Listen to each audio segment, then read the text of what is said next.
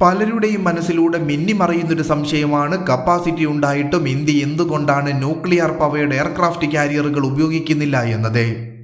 ആദ്യമായി നമുക്ക് nuclear power aircraft കാരിയറുകളും നോർമൽ എയർക്രാഫ്റ്റ് കാരിയറുകളും തമ്മിലുള്ള വ്യത്യാസം എന്താണെന്ന് നോക്കാം. ന്യൂക്ലിയർ പവർ എയർക്രാഫ്റ്റ് കാരിയറുകൾ അല്ലെങ്കിൽ ന്യൂക്ലിയർ പവർ ഉപയോഗിച്ച് പ്രവർത്തിക്കുന്ന സബ്മറൈൻ അല്ലെങ്കിൽ അതുപോലെ എന്തുമാകട്ടെ, അവയുടെ റേഞ്ചിനെ കുറിച്ച് നമുക്ക് ചിന്തിക്കേണ്ട ആവശ്യമില്ല.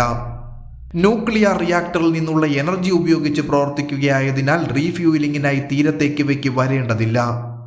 എന്നാൽ കൺവെൻഷണൽ എയർക്രാഫ്റ്റ് കാരിയറുകൾക്കും സബ്മറൈനുകൾക്കും സമുദ്രത്തിൽ നിന്നും ഇന്ധനം നിറയ്ക്കാനായി പോർട്ടിലേക്ക് പോകേണ്ടി വരുമ്പോൾ അവിടെ റേഞ്ച് കുറയുകയാണ് ചെയ്യുന്നത്. വെസലുകളിൽ ഉപയോഗിക്കുന്ന റിയാക്ടറുകൾക്കനുസരിച്ച് എയർക്രാഫ്റ്റ് കാരിയറുകളുടെ റേഞ്ച് അൺലിമിറ്റഡ് ആയിത്തീരുന്നു. വലിയ റിയാക്ടറുകൾ ഉപയോഗിച്ച് 10 മുതൽ 20 വർഷം വരെ റീഫ്യൂലിംഗ് നടത്താതെ എയർക്രാഫ്റ്റ് കാരിയറുകൾക്ക് സമുദ്രത്തിൽ തുടരാൻ സാധിക്കും. ഇതാണ് ന്യൂക്ലിയർ പവർ ഉപയോഗിക്കുന്നത് കൊണ്ടുള്ള ഗുണം. നോർമൽ അല്ലെങ്കിൽ കൺവെൻഷണൽ എയർക്രാഫ്റ്റ് കാരിയറുകളാണെങ്കിൽ ഇവയുടെ റേഞ്ച് നാം പോകുന്ന ഇന്ധനത്തെ ആശ്രയിച്ചിരിക്കും. 2, 3 അല്ലെങ്കിൽ 4 മാസം കൊണ്ട് തീർച്ചയായും റീഫ്യൂലിംഗിനായി ഇവയ്ക്ക് തീരത്തേക്ക് വരേണ്ടി വരും. ജനറലി 90 ദിവസമാണ് കൺവെൻഷണൽ പവർ വെസലുകളുടെ റീഫ്യൂലിംഗ് ടൈം. ഇതാണ് ന്യൂക്ലിയർ പവർഡ് എയർക്രാഫ്റ്റ് കാരിയറുകളും കൺവെൻഷണൽ പവർ എയർക്രാഫ്റ്റ് കാരിയറുകളും തമ്മിലുള്ള വ്യത്യാസം. ശ്രദ്ധിക്കേണ്ട മറ്റൊരു കാര്യമാണ്, നമ്മുടെ വെസലുകളിൽ ഇന്ധനം നിറയ്ക്കേണ്ടതില്ലെങ്കിലും തീരത്തേക്ക് പോകേണ്ടതായുണ്ട്. എന്തിനെന്നാൽ എയർക്രാഫ്റ്റ് കാരിയറുകളിലെയും സബ്മറൈനുകളിലെയും സൈനികർക്കായി ഭക്ഷണപാനീയങ്ങൾ ശേഖരിക്കുക എന്നത് അത്യാവശ്യം തന്നെയാണ്. ഒരു തരത്തിൽ നോക്കുമ്പോൾ ഇത് റേഞ്ചിനെ ലിമിറ്റാക്കുന്നതാണ്. എന്നിരുന്നാലും മാക്സിമം ഫുഡ് സ്റ്റോക്ക് ചെയ്താൽ കൺവെൻഷണൽ പവർ എയർക്രാഫ്റ്റ് കാരിയറുകളെക്കാൾ 2-3 മാസം സമുദ്ര മിഷനുകളിൽ തുടരാൻ ന്യൂക്ലിയർ പവർഡ് എയർക്രാഫ്റ്റ് കാരിയറുകൾക്ക് സാധിക്കും. ഇന്ത്യയുടെ കൈവശം ന്യൂക്ലിയർ പവേർഡ് ടെക്നോളജി ഉണ്ടെന്ന് മാത്രമല്ല, നമ്മുടെ ഒരു അന്തർവാഹിനി ഈ ന്യൂക്ലിയർ പവർ ഉപയോഗിച്ചാണ് പ്രവർത്തിക്കുന്നത്. INS അരിഹന്താണ് ഇന്ത്യയുടെ ന്യൂക്ലിയർ പവേർഡ് സബ്മറൈൻ. ഇത് നമ്മുടെ അൺലിമിറ്റഡ് റേഞ്ച് സബ്മറൈനാണ്.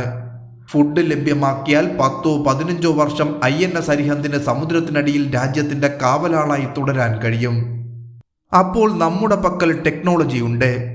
എന്നിട്ടും ന്യൂക്ലിയർ പവേർഡ് എയർക്രാഫ്റ്റ് കാരിയറുകൾ നാം ഉപയോഗിക്കാത്തത് എന്തുകൊണ്ടാണെന്ന് നോക്കാം. ലോകത്ത് ന്യൂക്ലിയർ പവേർഡ് എയർക്രാഫ്റ്റ് കാരിയറുകളും സബ്മറൈനുകളും ഉപയോഗിക്കുന്ന രാജ്യങ്ങൾ ഏതൊക്കെയാണെന്ന് ആദ്യം നമുക്കൊന്ന് നോക്കാം. ന്യൂക്ലിയർ പവേർഡ് ഉപയോഗിക്കുന്ന രാജ്യങ്ങളാണ് America, Russia, India, UK, China, France എന്നീ 6 രാജ്യങ്ങൾ.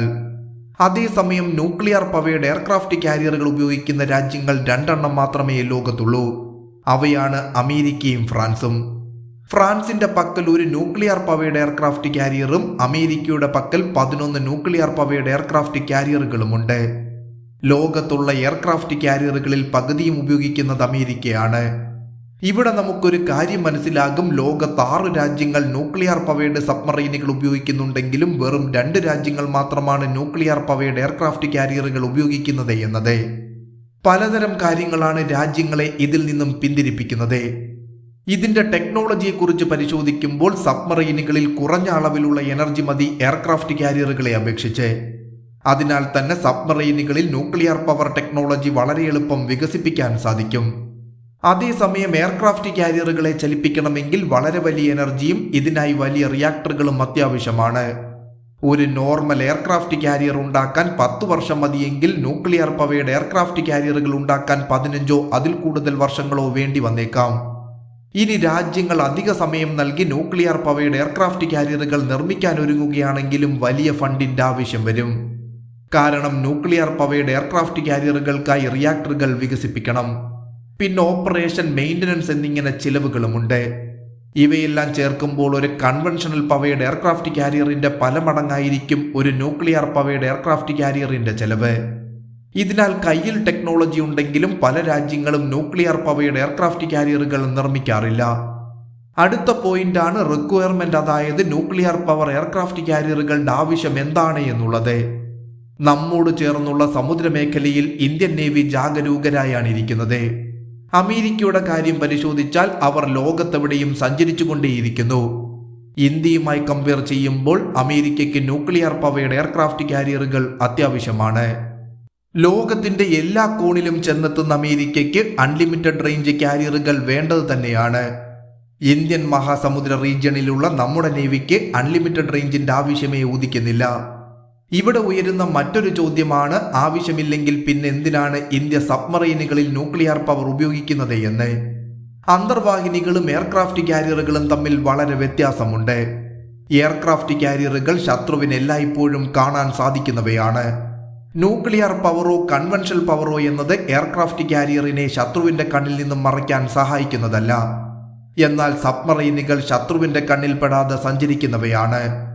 അൺലിമിറ്റഡ് റേഞ്ചുള്ള അന്തർവാഹിനികൾ ഉപയോഗിച്ച് വളരെയധികം സമയം സമുദ്രത്തിനടിയിൽ ഒളിച്ചിരുന്ന് ശത്രുവിനെ ആക്രമിക്കാൻ നമുക്ക് സാധിക്കും.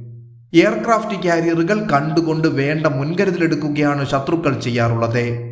അതിനാൽ തന്നെ രണ്ടിന്റെയും പ്രവർത്തനങ്ങൾ വേറെ വേറെ തന്നെയാണ്. ഇന്ത്യൻ ഓഷ്യൻ റീജിയനിൽ സബ്മറൈനുകൾ ഒളിച്ചിരിക്കേണ്ടത് ഇന്ത്യക്ക് അത്യാവശ്യമായ കാര്യമാണ്.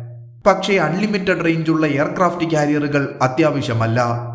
ഇന്ത്യൻ ഓഷ്യൻ റീജിയനിൽ ഇന്ത്യൻ നേവിക്ക് എല്ലാത്തരം ഷിപ്പുകളിലും ഇന്ധനം നിറയ്ക്കാൻ ഒട്ടനവധി പോർട്ടുകൾ സുസജ്ജമാക്കിയിട്ടുണ്ട്.